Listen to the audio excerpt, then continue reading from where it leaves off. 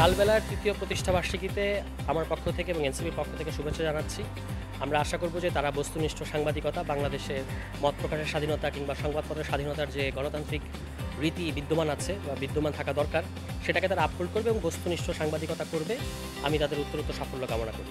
জুলাই গণ অভ্যুত্থানের সময় আমরা দেখেছি যে কালবেলা সহ বেশ কিছু অনলাইন মাল্টিমিডিয়া হিসেবে যারা ভূমিকা পালন করেছে তারা জুলাই গণ অভ্যুত্থানের পক্ষে ভালো অবস্থান গ্রহণ করেছে এবং তারা এই গণ অভ্যুত্থানটা যে সংগঠিত হয়েছে সেটা ক্ষেত্রে বস্তুনিষ্ঠ সংবাদ প্রকাশ করার ক্ষেত্রে, বিশেষত আন্দোলনকারীদের পক্ষে এবং আওয়ামী লীগের বর্বরতা তুলে ধরার ক্ষেত্রে গুরুত্বপূর্ণ ভূমিকা রেখেছে। আমরা আশা করব যে এই ধারা অর্থাৎ ফ্যাসিবাদের বিরুদ্ধে গণতন্ত্রের পক্ষে যে সংবাদপত্রের যে ভূমিকা আমরা আশা করি সেটা কালবেলা বজায় রাখবে।